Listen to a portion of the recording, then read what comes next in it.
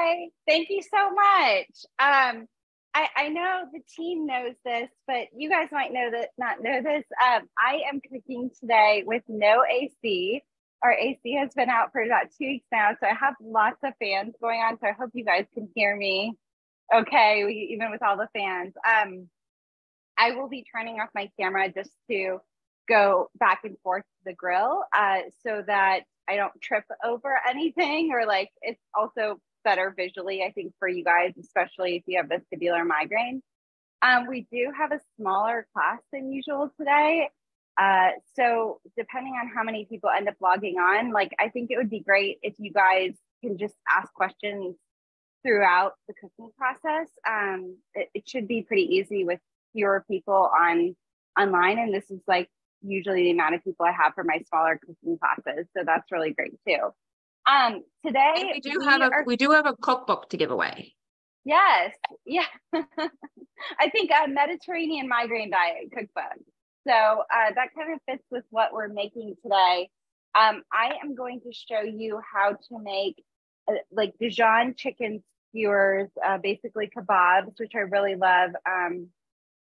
It's a great way to combine a lot of protein, a lot of vegetables with lots of great spices. And then I'm going to be making what's kind of a play on an Israeli salad. And Israeli salads are usually a pairing of like a cold salad that's with cucumber and tomatoes. So we're going to do that with a little bit of parsley. But for anyone who might be vegetarian, I'm going to show you how to grill halloumi. Halloumi is like a fairly young cheese. It's similar to feta, but a little less salty. But it is a little more salty than a lot of the fresh cheeses out there. So if I have anyone on here with like Meniere's disease, this might not work for you, but it's a great cheese to grill. So I'm going to show you how to do that today as well. I am first going to show you like how you start up your grill. If you've never grilled before, like I know this can be intimidating for a lot of people. So I'm going to start my gas grill. I have like a propane grill.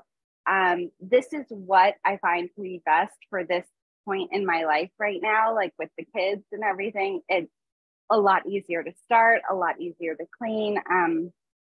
It's faster to heat up. It can be ready in like 5 to 10 minutes. Whereas if you're using a charcoal grill, which some people are like very much charcoal grilling people, I can kind of talk you through how to start that. We used to have a charcoal grill before we had kids and then transitioned to the propane. But both are great to use. The thing about charcoal is you usually want to get what's called like a chimney. It's like basically this kind of tube that has vents in it, and you fill it with the charcoal, and you can basically put a paper on top, light that on fire, and you want to leave those coals in the chimney to get hot. So that takes about 15 minutes, but that will actually get your coals hot faster than just spreading them in the bottom of your charcoal grill. So I am going to take you outside to my propane grill and we'll get that started. So I'm going to turn this off for just a second. Okay. Can you all still hear me? I hope so. Hello? Yes, you sound great. Okay. Okay. Sorry, I was on mute too. Oh, no, you're fine. So let me go out here. Okay. Oh, wait. Switch it.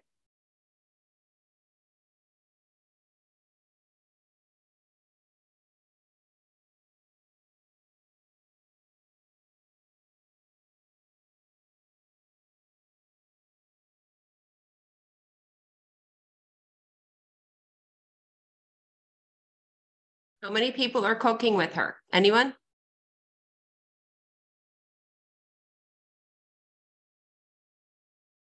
Sharon, are you cooking? I am. We are cooking and grilling, yes. Awesome. I am too. This is my dinner tonight. That's our plan as well. Great.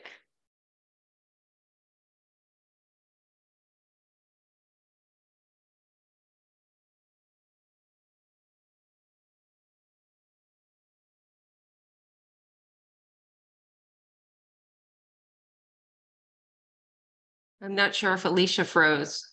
Helen, maybe. Did she drop off?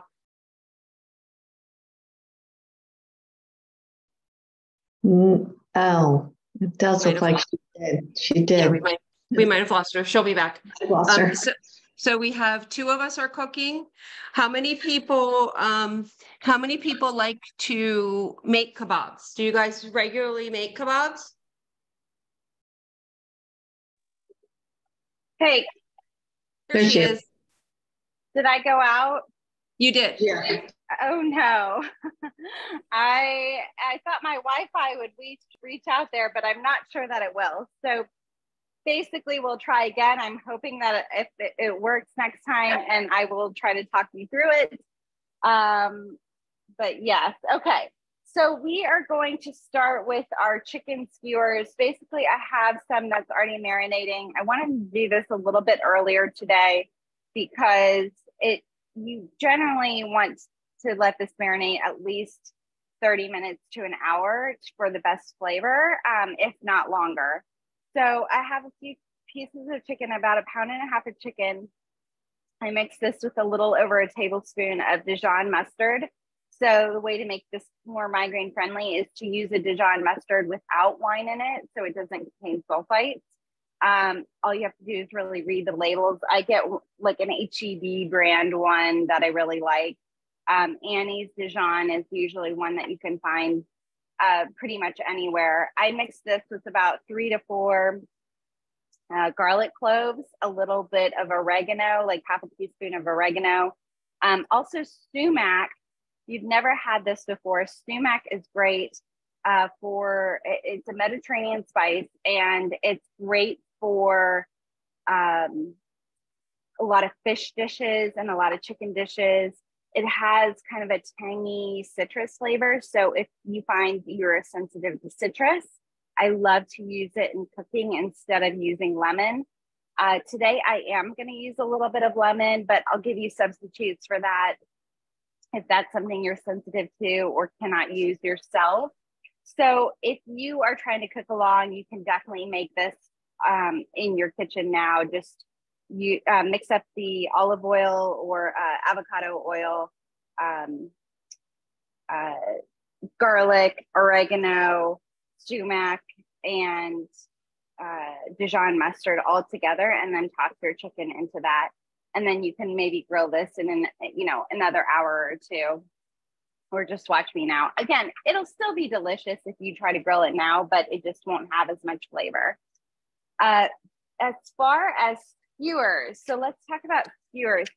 You can, how much sumac? I don't have my recipe with me. I think I put about half a teaspoon in the recipe. That's usually what I do. But you can do, I would try half a teaspoon. What did I say what did I give you guys? Of what? I'll pull it up. I have it right here. Half a teaspoon. Half a teaspoon. Okay, perfect. That's what I thought. Skewers, let's talk about skewers for a second. So again, if you're just starting to marinate this, what I would do at the same time is place your bamboo skewers in water. They need to be placed in water for at least like 30 minutes, just so they don't catch on fire or something on the grill. Way I get around this, if I want kebabs, but I need to make them fast, is to just use metal skewers. So I really like to use these in a pinch. If you want to make them pretty and everything, the bamboo skewers are nice, but the extra step of soaking them is just an extra step. So I have that. I am going to use some zucchini. I'm actually using red onion today, but you could definitely use these shallots. That's what I would recommend for migraine friendly. You could also use spring onions. So those are they look kind of like scallions, but they have the big bulbs to them. Those would work great here as well, and they grill really nicely. And then I have some bell pepper. So I have yellow bell pepper and a little bit of red bell pepper down below too. Summer squash would also work here. Tomatoes. I do have, I do have some mushrooms. So let me show you how to do that.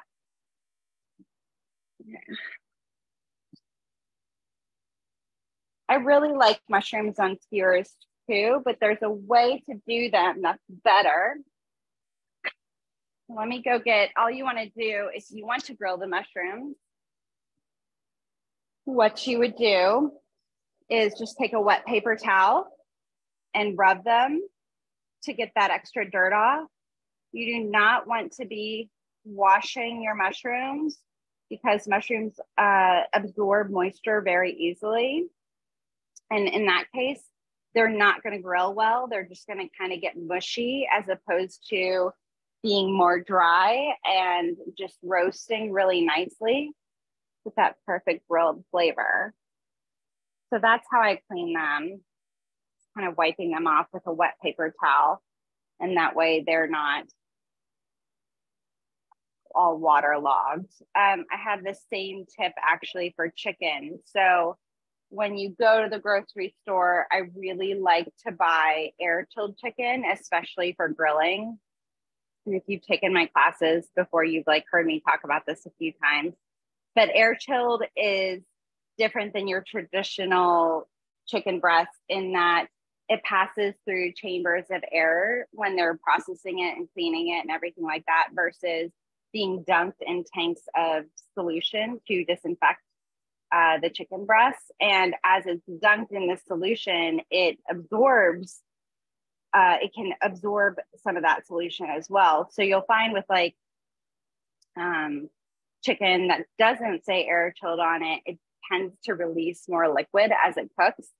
And so when you're doing something like grilling, if it's releasing a lot of liquid, it's the same thing as roasting. It's not going to get that like nice sear on it as much as if you are using an air chilled chicken breast. So that's kind of a tip I like to use. I think they have a lot better flavor just in general. So I especially like to use air chilled chicken for roasting, searing, and grilling. Do you have those at Trader Joe's and Whole Foods? Does the packaging always say air chilled? It always says air chilled on the front. And actually my butcher, like one of the things that he told me when I was like just talking to him about like different types of meat one day is that air chilled is usually even better to get than organic. So as far as like flavor and processing goes, which was kind of interesting to me. So, I mean, if you can find air chilled organic, I mean, that's great too. But if you're trying to like lower the cost in some way, I would definitely try to get air chilled, just air chilled over organic too, if that makes sense.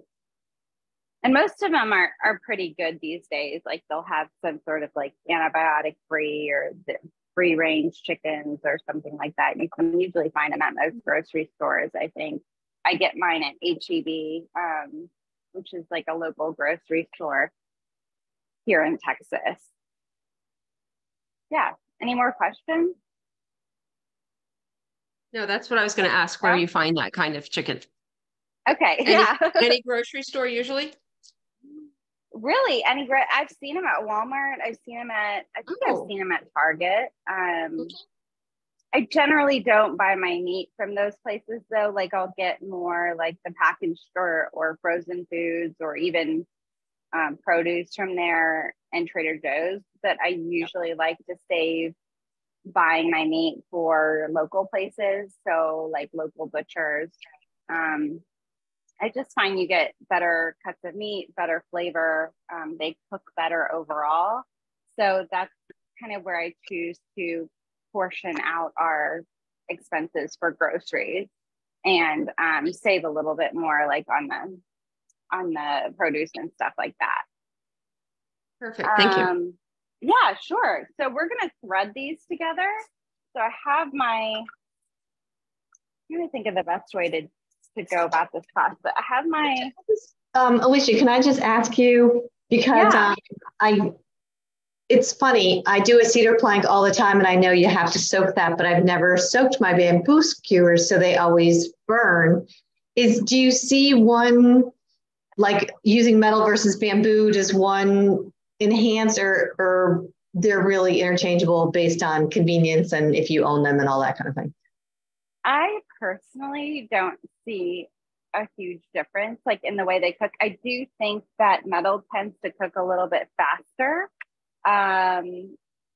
Just because I think the metal heats up on the inside. Yeah. But besides like appearance, I don't like, they don't really change the flavor of anything. Great. That's what I was wondering. Yeah. Now, if you're using like a cedar plank or something, yeah, that would change the flavor. Or like smoking or something like that, but not just for kebabs. I've had mine soaking since before I showered. Yay. Oh, good. So you were prepared. I was. Yep. Okay, perfect. I'm just going to use a metal sheet pan for putting these on. And I'm just going to put that off the side as I thread this. Okay. So there's really like no best way to start. I usually just try to vary it with colors so they look a little bit prettier. And I just like to prep my veggies ahead of time. This is, if you're being fancy, this is called a mise en place, which you learn in cooking school. It's basically like everything prepped and ready to go for you to cook. So just thread everything with you're using onions or shallots. I like to layer them here. Generally, so shallots are permitted on a migraine elimination diet. So if you're following that, that's what you want to use, or something like the spring onions. I have gotten in the habit, unfortunately, even though I've reintroduced onions and I do fine with them, I've gotten in the habit of not cooking with them very often, just because A, I prefer the taste of shallots in most dishes, and B, I'm cooking migraine friendly recipes so often that I tend to forget about them. So I'm making a conscious effort to include them more in my own cooking at home so that I don't, teach people to just avoid these foods forever, because there's often not a need to do that unless you are finding them personally triggering. So I'm using red onion. I really do like red onion for kebabs. I think it grills up really nicely. And this is really the only thing that I like to use red onion for as a preference, like over shallots. Shallots tend to have a very mild flavor, and they're actually more closely related to garlic. So a lot of people ask me like, oh, why are shallots allowed and not onions? If you look at them, how they're kind of set in different little pods, they kind of look similar to a garlic, like how they have the little cloves. So that to me was really interesting. Something I learned in cooking school as well.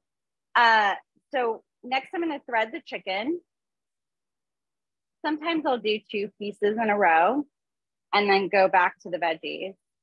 You just want to make sure when you're doing this to not kind of cross contaminate unless you're using, veggies that you are definitely going to cook at the same time as your chicken. So that's why I like to have them in a separate bowl already ready to go so that I don't cross contaminate. It's also why I like to use like a plastic cutting board instead of a wood cutting board, especially for raw meat.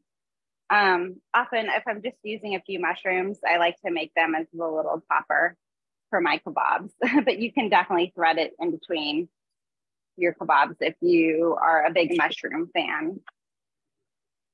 So we're just going to keep threading. I might as well talk about this like little mocktail I have. So I've been really into juicing ginger lately. I started getting, normally like with my migraine attacks, I only have like dizziness or vertigo or like the light sensitivity. I don't often get head pain, but postpartum and like not sleeping and everything, I will sometimes get headaches. I wouldn't classify them as like migraine attacks, although maybe they are. I'm not sure. Usually with my migraine attacks, they're a little more intense with like the other symptoms.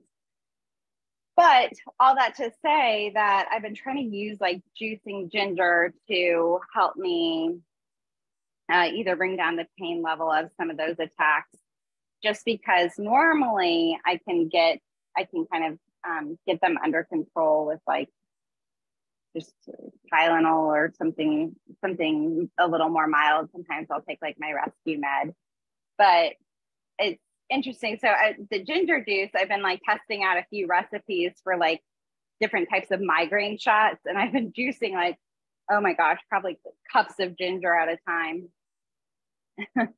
And so I started making this mocktail with them. It's really, really good. All it is like fresh ginger juice and sparkling like water. So I love to use Topo Chico with it. I just use like about 2 or 3 teaspoons of ginger juice with the sparkling water. And then what am I doing? I'm gonna do this first. I often like to use the zucchini or like a sturdy vegetable first. So I didn't do that for one of my skewers, but it kind of helps everything stay on a little bit better. Anyway, back to my little mocktail here. So it's really good with just that and some fresh mint. If you have that, that's really delicious on it too. Again, I don't have a sensitivity to lemon. So I will add like a squeeze of a bit of lemon in there too. And it's like the most delicious mocktail. I wish I would have done it during my pregnancy, but unfortunately just kind of discovered it now, trying to create this like migraine shot, basically. So that's a recipe that I haven't posted yet on the website. I think I have it scheduled for tomorrow. Tomorrow it's going to come out. So that has actually helped me with like a few of my head pain. So if you have like a more mild attack, I would definitely recommend checking that out and you want like a little natural pain reliever. Okay, so we're still threading this. Honestly, this is what takes the most time. But I like to cut my pieces kind of evenly so everything will cook a little evenly, especially the vegetables. You want them to be larger pieces because those tend to cook a little bit faster than the chicken. So when we cut the chicken, I'd say it's about 1 inch cubes that I've cut the chicken here. And oh, here it is. Okay. I do everything about 1 inch pieces. And let me just ask you, so your veggies are just going in there raw. There's no olive oil or? No, I mean, you can put olive oil on them. What I'll kind of do at the end of this is rub them a little bit, rub everything a little bit. But I find that, if you just kind of rub what's already on the marinade just over them at the end of it, you don't need to like separately coat them. Perfect. Thanks. And I personally love veggies like just the way they are, especially grilling. I don't find that they really need a lot of like seasoning or anything like that. And you can always season them after you grill if you're like, oh, this is a little more bland than I expected. But I just love the flavor of plain grilled veggies without a bunch of seasoning on them. So like I said, feel free, like if you want to toss them in the marinade with the chicken, you can definitely go ahead and do that. That's a great idea. Squeeze one more little bit on here. I think I made these look pretty veggie heavy. I think okay. Mushroom's kind of falling apart. Okay, I have a little bit left over, but I'm going to stop there. And I am going to wash my hands really quick.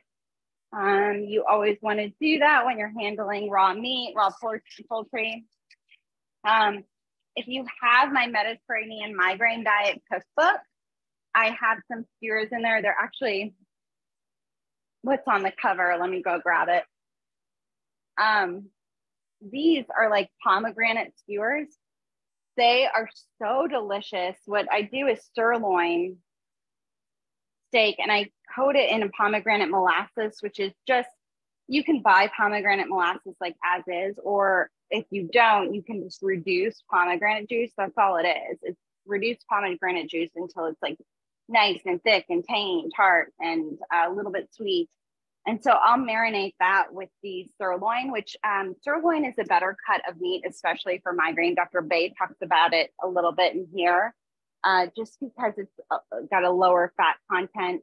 Generally, you want to stick with meats, even if they're red meats, something with like a little lower fat content. So like flank steak would be great. Sirloin would be great here. Even New York strip would work. I'd probably stay away from ribeye unless it's like an occasional thing. But if you're doing it like on a weeknight, definitely one of those would work for these skewers. Okay, so these are all threaded. They look great, really colorful. I'm really excited about these. And again, like if you just want to take your hand and rub the marinade all over them, you can do that. You can drizzle them with a little bit of extra oil. So generally what I like to do, if I'm grilling, especially on a higher heat, I like to use avocado oil. And a lot of people ask me like, oh, isn't avocado oil, avocados aren't allowed on a migraine diet, isn't that an issue? And really when it comes to avocados, it's, I have one more skewer. Let me make one more. Really, when it comes to avocados, you are avoiding them because we love to eat avocados when they're soft and totally ripe and they're perfect for like guacamole. Well, that's not necessarily the case when you're making oil out of it, and it's so highly refined that generally you're not having a lot of high tyramine involved with that. So that's why I don't think I've ever had a report of someone not being able to tolerate avocado oil. And it's a less processed oil, but it is, it's really good for cooking at a high heat. So that's why I prefer it for grilling, especially if you're turning your grill up, over 400 degrees. Olive oil is definitely better for lower heat cooking, or just like we're going to make this faux Israeli salad and with the halloumi. And that's where I kind of like to use my olive oil instead. Okay. Alicia, while you're putting that one together, can I ask you about juicing ginger? Oh, yeah. Do you need a juicer to do that? No, you don't. Actually, I just posted on the dizzycook.com. There's a whole recipe that shows you how to do it with just a blender. Okay. So, awesome. Yeah, what happened was I was on Instagram. I was like making this juice. I got a juicer for it. And I'm like, okay, like, are you guys excited for these like shots? And everyone's like, yeah. And I said, how many of you have a juicer? And I think like 2 people had a juicer. I was like, okay, I need to figure this out without a juicer. It's awesome. Yeah, I hear how ginger is so good for migraine. Yeah, so this one is actually, I just put it in an old jelly jar. And this one is actually from the blender too. And I'll just keep it in the fridge for roughly about a week. It's straight up, it's really strong. So just like FYI there. But it mixes so well. You put this in like any of your smoothies or anything like that. And this is like delicious. Oh, thank you.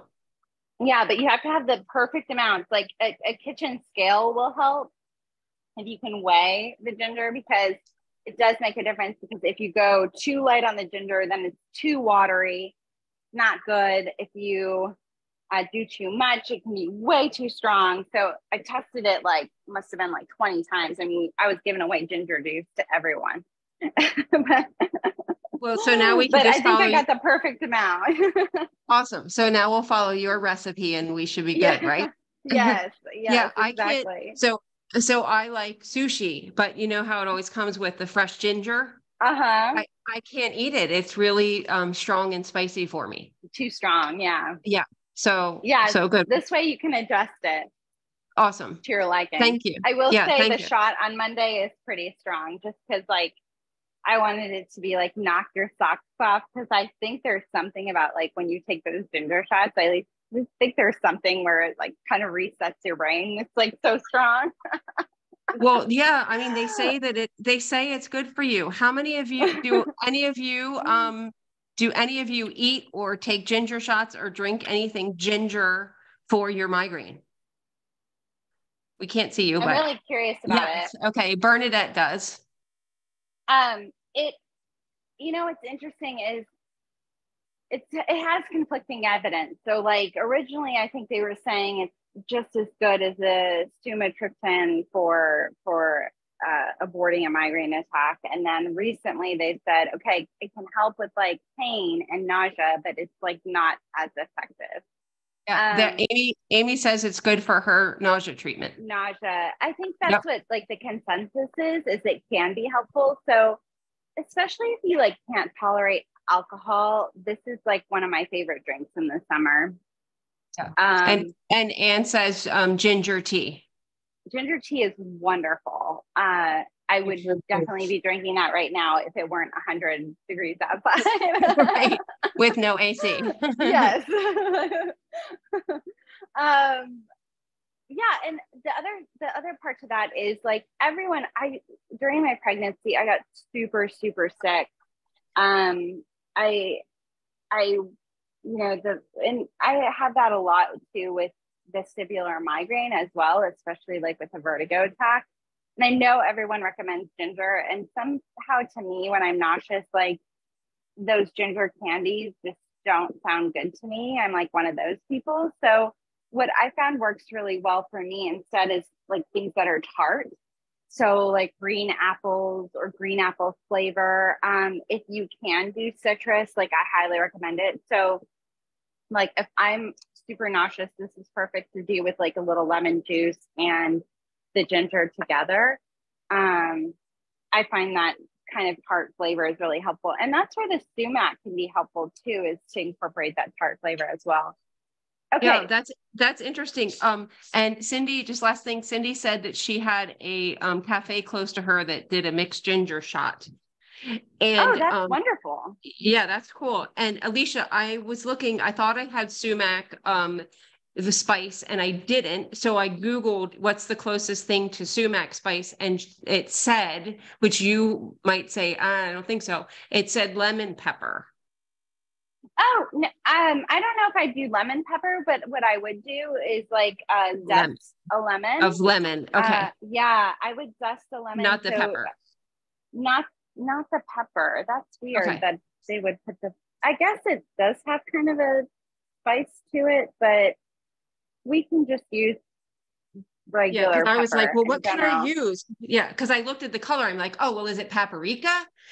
Paprika? No. Yeah, because of the color. And so I was like, no, I'm going to Google it. Paprika.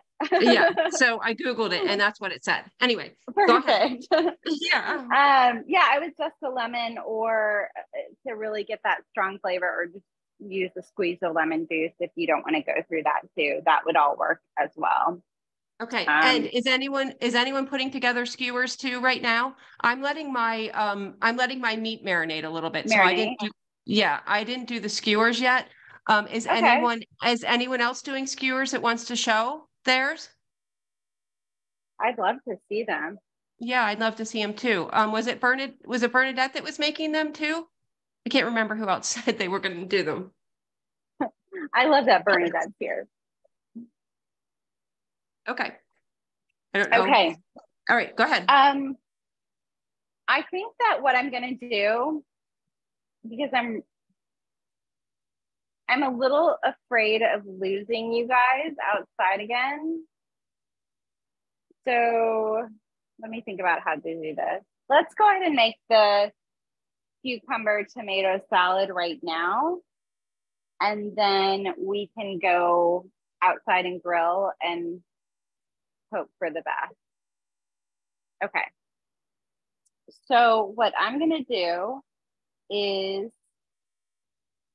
in worst case scenario, well, I guess this kind of defeats the purpose, but you could use a grill pan in this case as well and do this all indoors if you don't have a grill. If I cut out again, I will talk you guys through it. I'll come back inside and talk you guys through exactly what I did. Or you all can like go outside and show me and I can help you through that as well.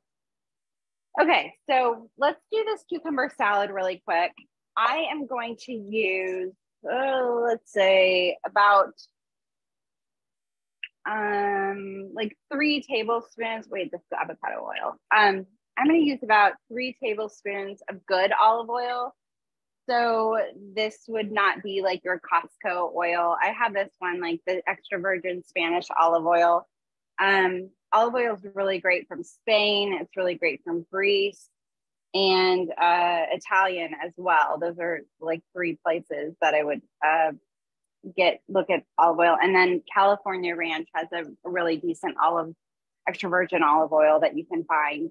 I like to go better when I'm making a salad, like a little more high end with it. So, taste a few different olive oils, see which one you like. Some are more grassy, some are more buttery, some are more tangy.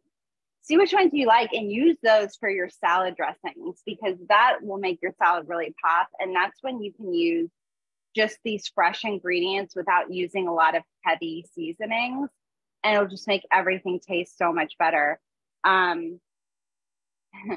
It was kind of interesting to me. So I'm using about let's say about, 3 tablespoons of this. And then I'm going to use the juice of 1 lemon. So about 1.5 tablespoons of acid. If you are on a migraine diet, you can substitute this out for distilled white vinegar. And that's what I would use 1.5 tablespoons for. So I'm just going to juice this.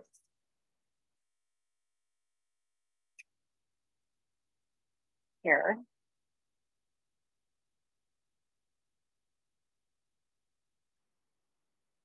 And then you could use, today I'm going to be using oregano and a little bit of fresh parsley in this, about 1/4 cup of fresh parsley. But you could add a little bit of mint too. In my halloumi, it actually already contains mint. I get the halloumi from Trader Joe's, like the best deal on halloumi. Because sometimes it can get expensive. I think they charge like $10 at Whole Foods for halloumi.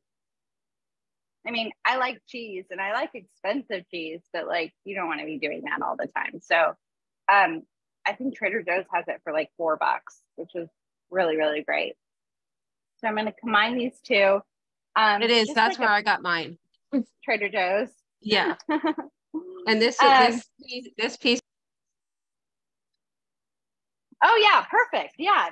So we're going to end up cutting that in half actually to grill. I noticed that a lot of recipes just tell you to grill the whole thing. I think the Trader Joe's one is a little bit thick compared to other ones. I saw a question about halloumi. So halloumi is,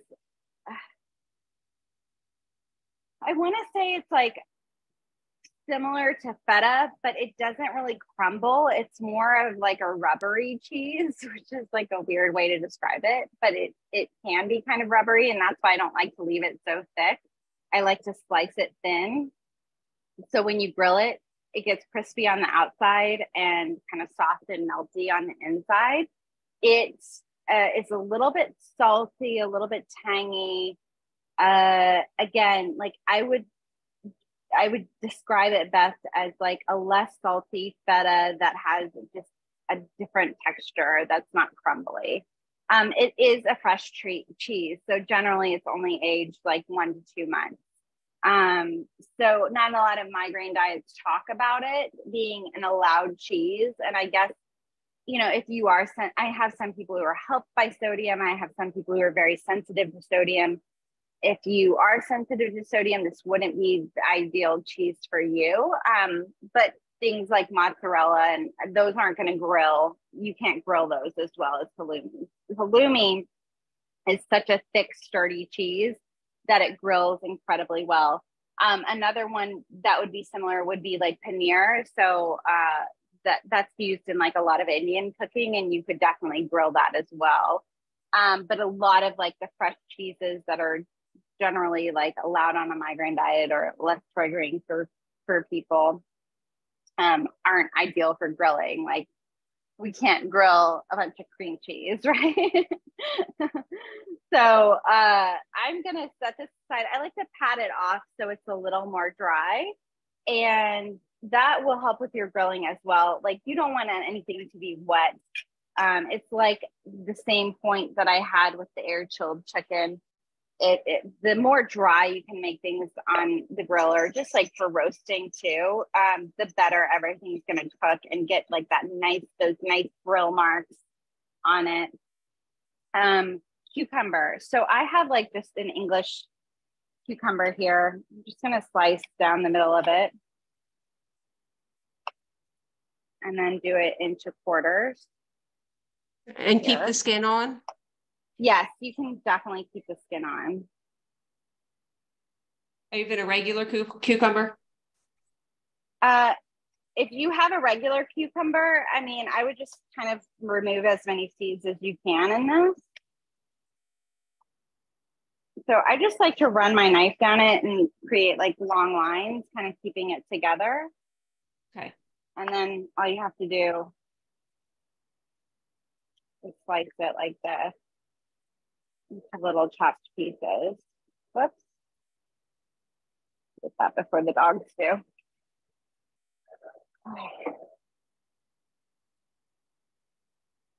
Okay, let's talk a little bit about chopping. If you have taken my classes before, I'm going to just put this directly into my marinade here for the salad.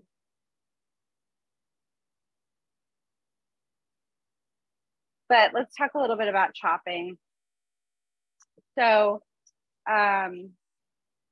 one of my best tips for cooking with migraine is to invest in a really good product, because it will make your life easier, so much easier when you're cooking. If you have dull knives that aren't cutting right, that you can't remember the last time you sharpened them, that's not good.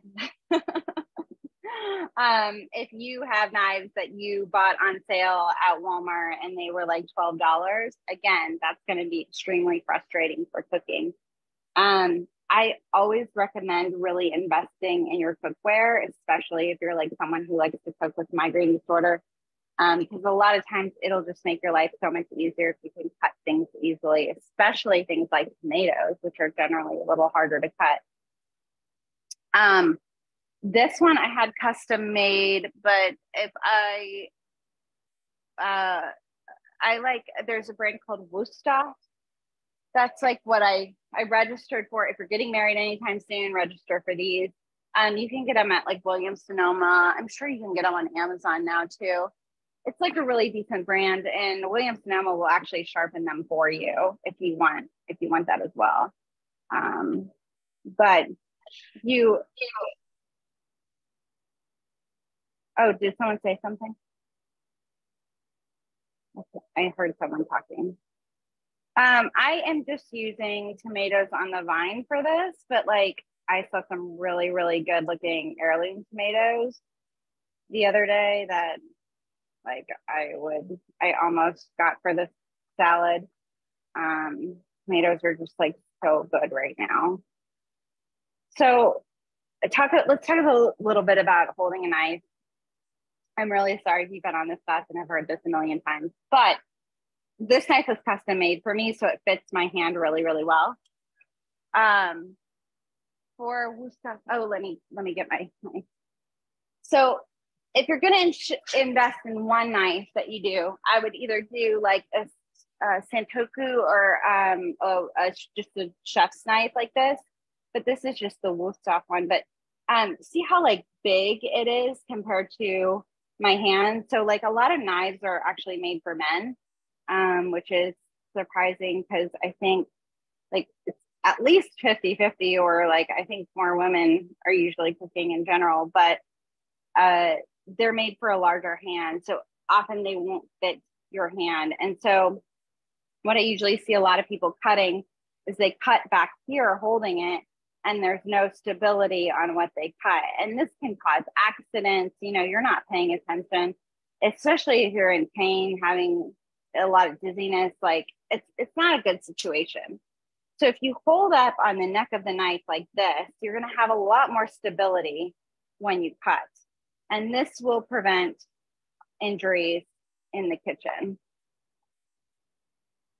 A lot better. Does that make sense?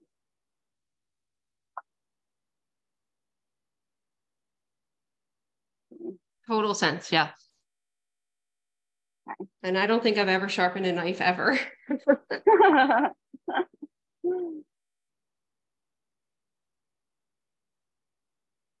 Okay, so I'm going to cut about 3 tomatoes for this, I think.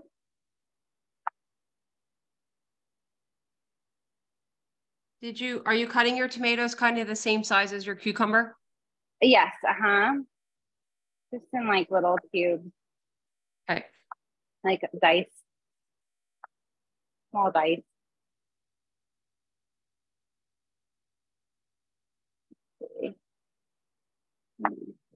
Perfect. Okay, so we got that. And then what we're gonna do, just chop a little bit of fresh parsley. If you're gonna have one herb on hand, I would recommend like fresh Italian parsley. But what I like to do is store it in the fridge, but in a cup of water. And basically, if you do it like that, it will last for, oh my gosh, like a month that way. I think the only ones I have trouble with, cilantro works great like that too. The only ones I have trouble with doing that is basil. Doesn't really like it cold, so you can't really do basil unless it's like already in a package. Then it won't turn brown. But I find if you're doing it like fresh and trying to stick it in the water, it doesn't really work. And dill I have a problem with keeping it in there too. But everything else works pretty well, especially parsley. So we have about a 1/4 cup of parsley there. And I'm just gonna mix this together. This will go really well with the halloumi cheese. If you can't find halloumi, like you can always make this salad just without it, or you can make it with crumbled feta too. Feta is a fairly young cheese as well. I would just like look on the package because some of them can be aged for longer. So if you're sensitive to aged cheese, that's something to look out for. I'm going to use like about a little over 1/4 to a 1/2 teaspoon of oregano, dried oregano. And then, what else? I think that's all. Oh, a little bit of pepper. And I don't use salt in this salad because I find the halloumi like salty enough. So a little fresh black pepper for this. Just like, I mean, this goes so well with kebabs. It's really good with meatballs. I have like so many meatball recipes. I have some Mediterranean meatball recipes in my first cookbook. And then the first cookbook, the Dizzy Cook. And then I have a recipe on my website too. And this salad would be perfect with it. But like, how gorgeous is this? Oh my gosh. Smells so good. Okay, so we're gonna set that aside. I'm gonna cut my halloumi cheese in half, just like this. So it's about like 1/2 inch, a little over thickness. And I'm gonna put this on my sheet pan, brush it with a little bit of avocado oil. But again, any high heat oil will work, whatever you have on hand. You don't have avocado oil. And so let's talk about a little bit about prepping the grill. So if you are using a charcoal grill, again, you probably need to start this about 10 to 15 or about 15 to 20 minutes ahead of time before you play the grill. Using the chimney will cut down on time. And then if you're using a gas propane grill, you can probably do this in 5 minutes. I'm sure mine is like 500 degrees outside right now. I should probably go check it. But okay, so new tip that I've learned is, and I'm going to see how this, I've never actually done it before. Like, so in the past, what I've done to clean my grill is just like get it really, really hot to start and then use a metal brush to scrape it. If you are still worried about things sticking to it, what we're going to try today is to use a potato. So this is something new that I've learned today. And apparently the starches in the potato will make your grill non-stick. A lot of times what I like to do is get it heated up, clean it with the metal brush. And then I will put a little bit of oil, like avocado oil or something, even like a vegetable oil on a paper towel and just rub the grill grates. You can do this with tongs or like a little 3-pronged fork here and do it that way to kind of prep your grill. So I've already done that, but I'm going to try the potato as well today. Some people will recommend using onion, but I was like, the thing about onion is onions have such a strong flavor. So if you use onions, like, and you want to grill something like a peach, that's not going to work out great for you. So I like this potato idea because it won't flavor anything. So we'll see how this goes today. If not, I mean, I don't know why. Maybe I shouldn't be doing a cooking class on the grill. Okay, so I'm going to turn this off and like, let's try this works. If not, I'm going to give you an update when I come back. Feel free to ask questions while I am doing this, stopping my video. Let's see. Okay.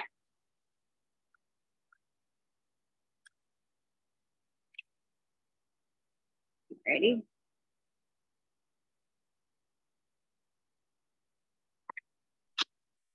Okay, so you want your grill to be around like 400 degrees.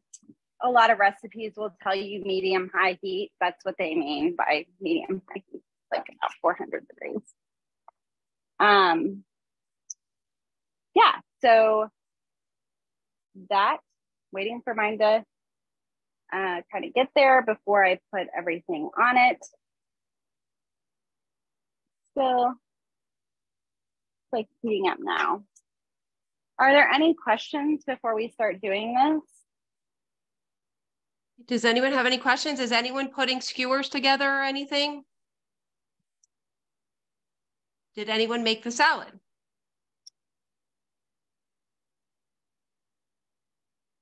I'm a happy Shelley? observer. You're a happy observer. Okay. Sharon is waiting on the kebabs, but grilling the cheese. Okay, perfect. Okay, perfect. And has made the salad. So I have made the salad. I am in the midst of putting my kebabs together. Oh, they look great. Yeah, I wish I had more veggies. I just got the ones. Yeah, I wish I had zucchini or something because I usually put zucchini and mushrooms on mine, but I don't have them. But yeah, I should have put that in the ingredients. You know, I just kind of use whatever I have in my fridge at the time, which is no, totally makes sense. It's a great way to use vegetables. Yep, I'm gonna make 6. I have 3 together right now. So go ahead. Perfect. Okay, so I'm trying to figure out how to do this to where my phone isn't going to fall into a hot, fiery grave. We don't want that. Good. No. Okay, so my grill is at 400 right now. 400, 425, that'll work. Let me see. Okay, let me see if there's a good way to flip you guys. I do be have all one around. question. Okay. I do have one question. Did you put something on the cheese so the cheese doesn't stick? Yeah, so I just put a little bit of avocado oil on it. Okay, perfect. But it really shouldn't stick. I mean, this cheese is pretty good about not sticking. Especially if your grill is hot. Getting your grill like to a high temperature is the best way to avoid sticking. This is especially true with fish. And the other thing about the other secret to getting things to not stick is not to move it. So like, see how I'm moving it around, like kind of sticking. If you don't move it and you wait till it gets to a good temperature and gets cooked on one side, you will have far fewer problems with sticking. This is especially true for fish. So I'm going to close this lid down and set a timer for about 4 minutes or so. I'm going to go back inside to do that, and I'll be right back. Okay. And then, oh, you know what? I'll show you how it looks. Let me show you. Okay, so this is kind of how it looks on my grill right here.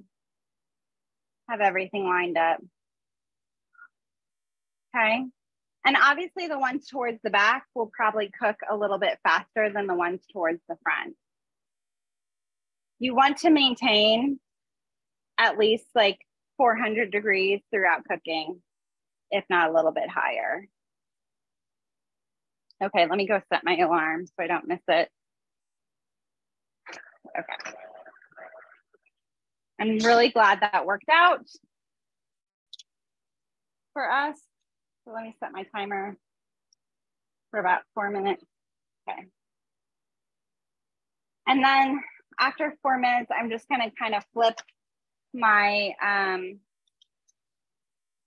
my kebabs, like, I don't know, like to the other, like 3/4 of the way.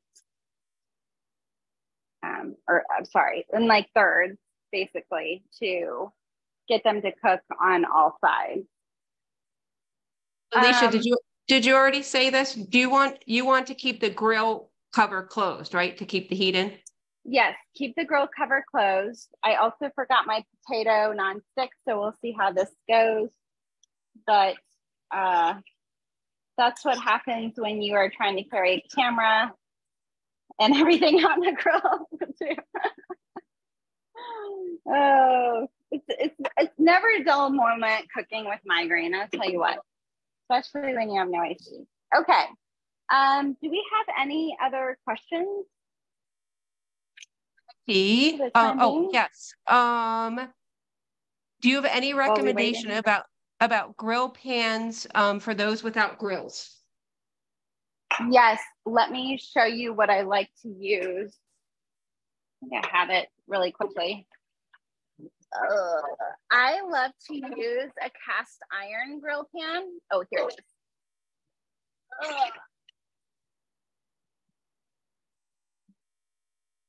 Oh, and mine is shameful, but it's been at the bottom because I always grill outside. But cast iron grill pan.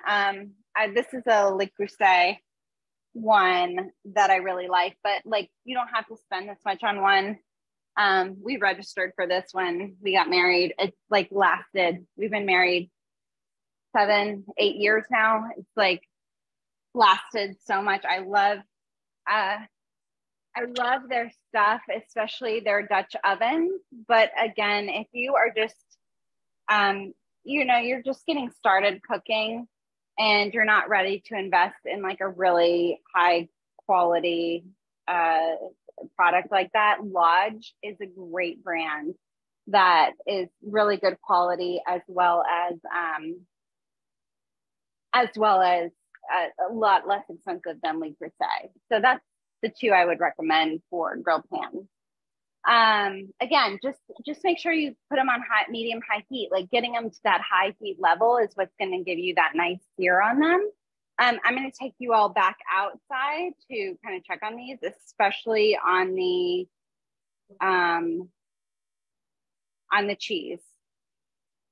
Make sure we're in a good place. I think I left my, yeah, okay.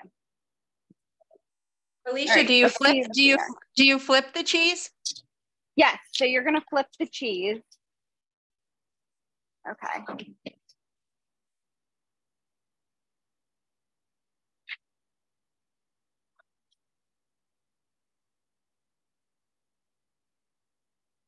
Okay. So interesting to show you guys this, but the one that I messed with and moved around when I initially started is sticking to the grill. And the one that I left is like perfect. So this is like a great experiment. So this one is like the one I started with and I was like moving it around, remember? Stuck to the grill, right? Look, big old mess. The one I didn't mess with, perfect. So let that be a lesson to you. Don't move stuff around until it's like cooking nicely. Okay, so we have the chicken here. I'm kind of move it like like halfway the other side so it gets cooked on the other side. Just kind of turn it a little bit so it can start to cook on all sides. It's really hard to do with one hand. But here we are. Okay, so we flipped those. What I'm going to end up doing actually is grilling this other side of the cheese. So like there's a way to salvage it. If you have the same problem or you mess with it, here's a way to salvage it. So again, we're going to shut this for like another 4 minutes, 3 to 4 minutes, and we're going to come back and that chicken should be done the next time I flip it. We want the chicken to get to about 165 degrees on the inside. And by then the vegetables should be softened, but like not, but still kind of crisp too at the same time. All right. Any other questions? Does anyone have any? Yeah, it's hot at the grill and it's way not as hot here as it is there. Okay. So who's going to make kebabs tonight or next week? And you can always, okay. Alicia and I were talking about, what we were going to cook. You can always mix your kebabs with like shrimp and steak and, right, Alicia? Yeah, like I meant to do that. I was going to get some steak to show you guys, but basically all you have to do is cook it a little bit longer. Steak will take, especially if you're doing sirloin and cutting into like the 1-inch pieces, like that may take you closer to 6 to 7 minutes per side, but depending on how like well you want it to be done on the inside, you can kind of cut that down. Again, a meat thermometer, which I had mine out here. Let me see, where did I put that? Oh, here it is. Oh my gosh, trying to keep your cooking utensils around with the toddler is like really hard. But meat thermometer, lifesaver for cooking. Like just, especially if you're a new cook or you don't really know how things go. I'm an experienced cook and I use my meat thermometer all the time. This will just make sure you never have a food poisoning issue or that you don't overcook things. Because if you're like me, you're often like, I don't know if it's done. I'll just like cook it for longer to be safe. And then you overcook things and they're not tender and delicious. And that's not what you want. So we want this to be tender and delicious without being like, 300 degrees inside. So yeah, so I'm going to take this outside whenever my timer goes off. I might just go back out and check the cheese again. Alicia, what again is the temperature for the chicken? Someone would like to know. You want it to reach an internal temperature of 165 degrees. Okay, perfect. Thank you. Uh-huh. Okay, so I'm gonna put these on a different, and just like a sanitary note, just use a different sheet pan than you put your raw chicken on. Yeah. Yeah, get a clean plate or a clean something to bring it back in on. Yeah. How about the cheese? Is the cheese fine? The cheese plate? Oh yeah, if you have the cheese on a separate plate, I just put mine all together because it's going to be grilled. But Okay. so like any bacteria will be killed. But if you have like a separate cheese plate, that works out great too. You can use the same one. Cheese not an issue. Okay.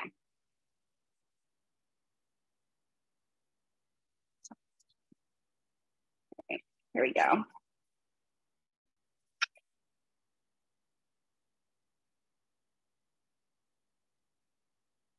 Oh my gosh, this cheese looks awesome. Okay, so this is coming off the grill now.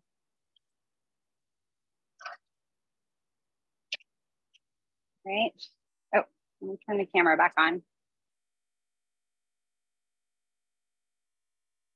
Okay. Point you all down. All right. Do I have like kind of an awkward angle maybe? I hope not. Is that okay? Okay. So the halloumi should look like this. I like mine a little more like with a good char on it, but again, you can kind of see what works for you. Here's where I went back and did that other side. This is about a minute of cooking. Again, this is like 3 to 4 minutes. So you can get how much of a char you like on it by doing that. Oh wait, I forgot my meat thermometer, but I know these are pretty much done. So I'm going to start with the one that's in the back because that one's going to be cooked more than the others. And just turn it. Just turn it like one more time.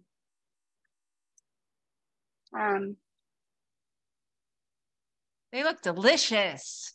Same with this one. I like mine a little.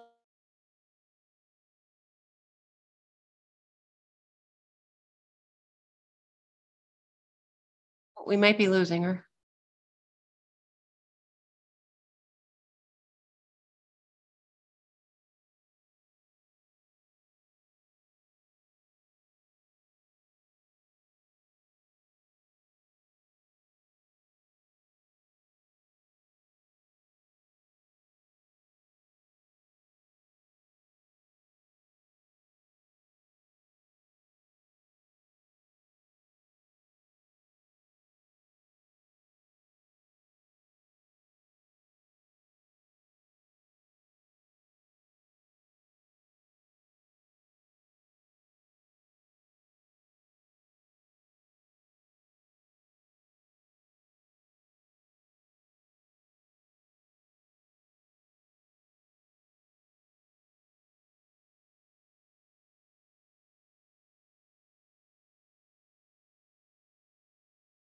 Should be back in a second.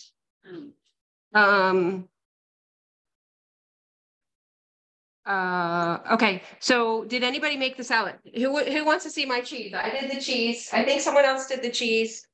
Here's my cheese. Can you guys see it?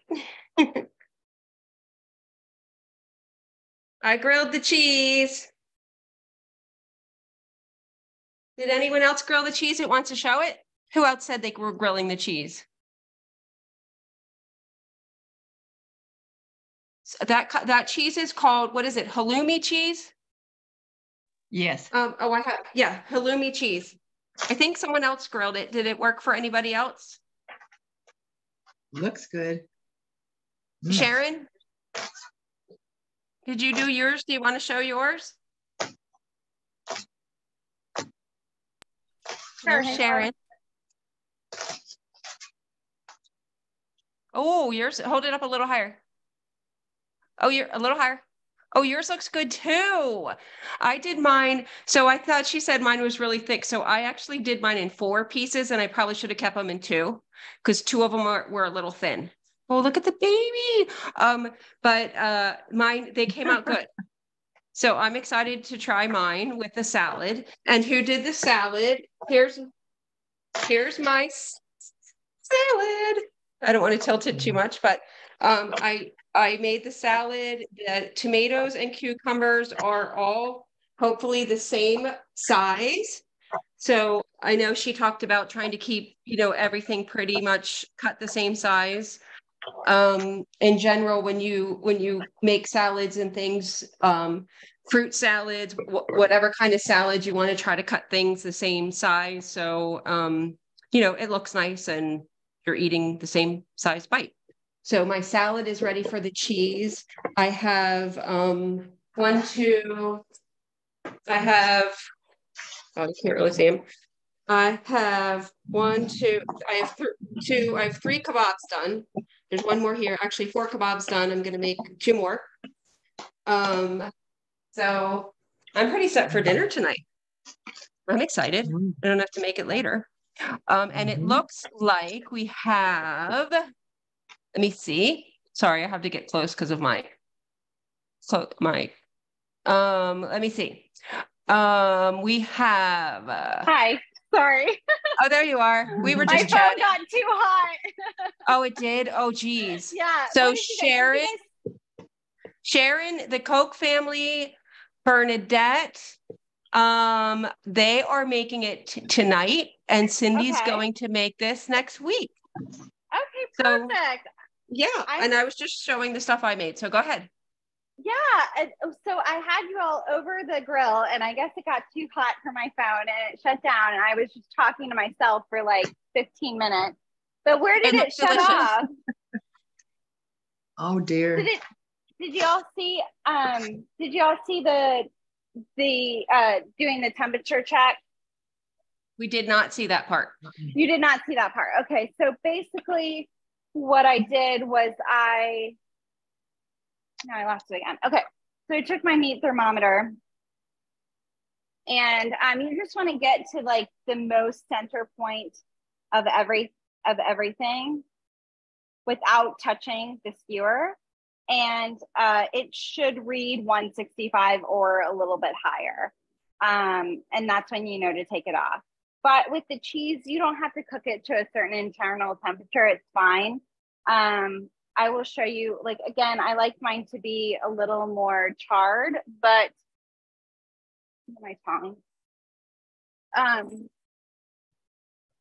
So it can go by how many minutes you have it. So for this one, this is a little bit lighter. And so this was about like 2 minutes on the grill, whereas this side was like 3 to 4 minutes on the grill.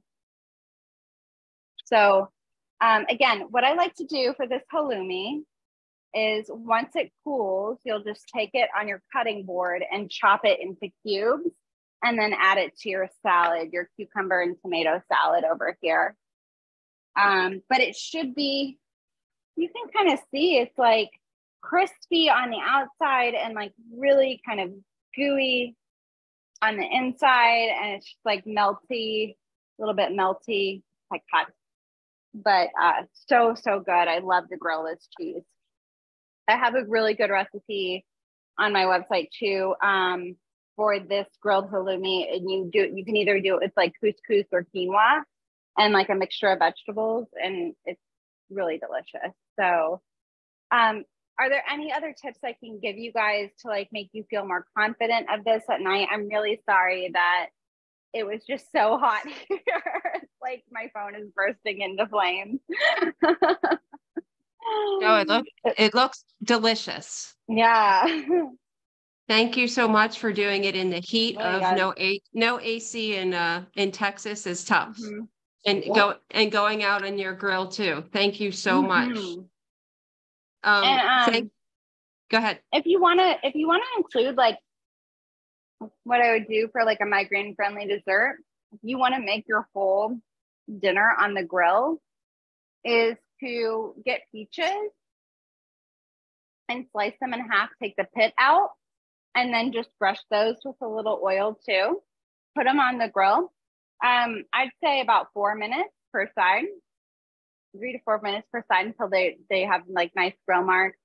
And you can take them off and fill them with like vanilla ice cream, whether you do dairy free. One of the dairy free, more migraine friendly ones that I like to use is called Cosmic Bliss, and they have like a coconut vanilla flavor that I really, really like. Otherwise, Haagen-Dazs is a great vanilla one to use that has like really simple ingredients. I like to do those.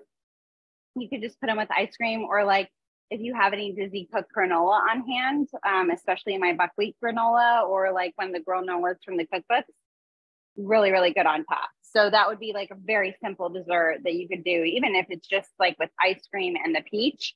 Like, what a meal, right? It makes you look like such an expert cook, and it's actually really simple and easy, minimal ingredients, you know?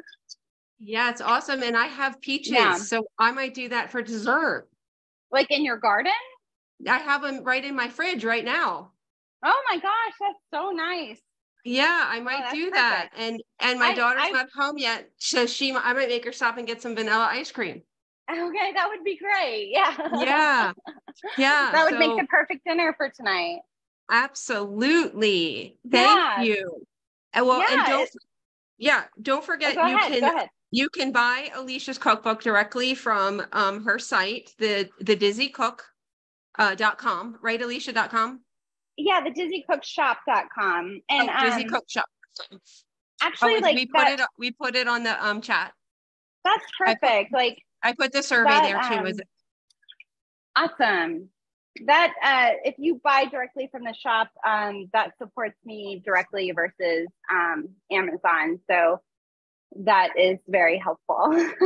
We would like to support you for sure. Yes. We would like to support you and your cute family. She has two little kids. And this is what they kind of turn out like. I mean, like that perfect sear on the outside, just enough, you know, there. And what I find, especially like for people with migraine disorder, obviously, if it's like 108 just outside, it can get a little tough to grill. But for most people, I think in the Northeast, it's really nice. But what I find to be very helpful for people with migraine is like, you don't have those lingering smells in your kitchen.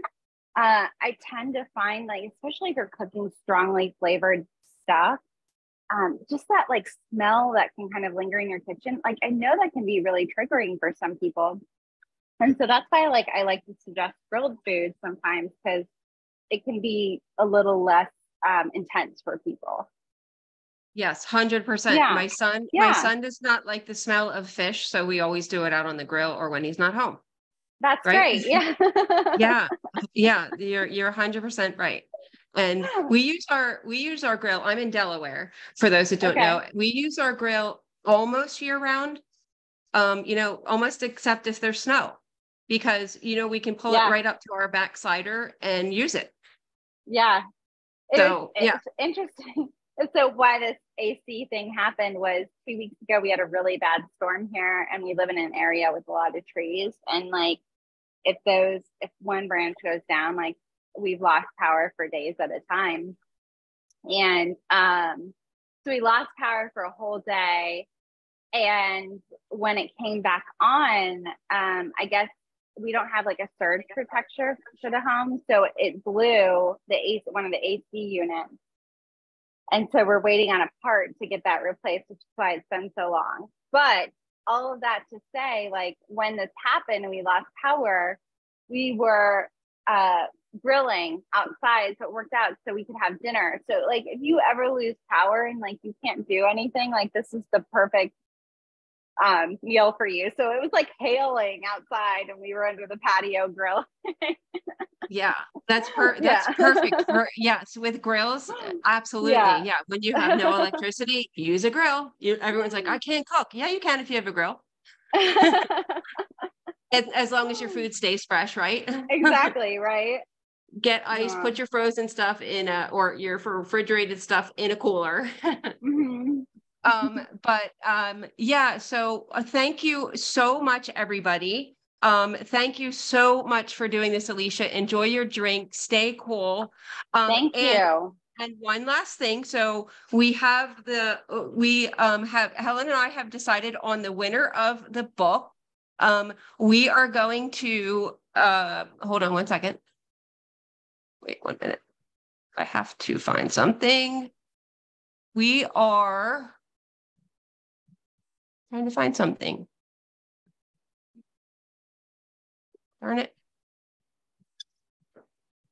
1 minute. Oh yeah, the Boris and cheese things that Alicia does are, oh my gosh, if you guys haven't had those recipes, oh, they're to die for, and they're so easy. Okay, so the winner of the cookbook is Sharon N.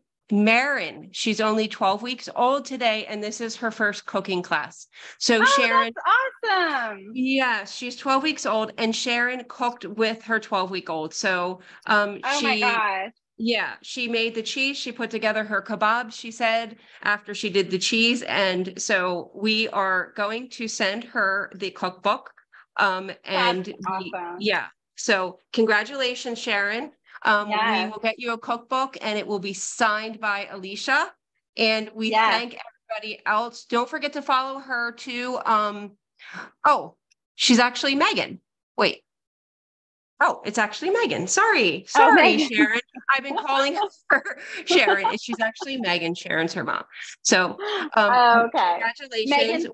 Megan's a 12-week-old. No, Marin's a 12-week-old, right? Okay. Sharon, and yeah, and her name is Megan. So I did get Oh my gosh. I did get your email, so we will reach out to you and get your information to get you the book. So congratulations, everybody. Thank you for joining. Don't forget to follow Alicia on her social media. And we hope to see you at our next event. Yeah, and we're going to do it in cooler weather. We are going to do it. I think she's going to do something for us in December. So that's much cooler. Yeah. So, yes. We'll so do like thank you. Christmas theme. A Christmas theme. Yeah, we are. We're going to do a Christmas theme. So thank you for everything. Helen, when is our next event? What is it? You know, off the top of your head? If not, don't worry. Yeah, we have bingo. We have bingo in July. And we have a fabulous art class in September. Yes, we do. Yeah. So if you go to milesformigraine.org and you look under social events, you'll find all the 2 social events that we have scheduled at the moment. So we hope to see you there, and we thank you for your time on this Sunday, and enjoy the rest of your day. Alicia, give your kids a kiss from me. All right. Bye. Bye, everybody. Bye. Thanks so much. Bye.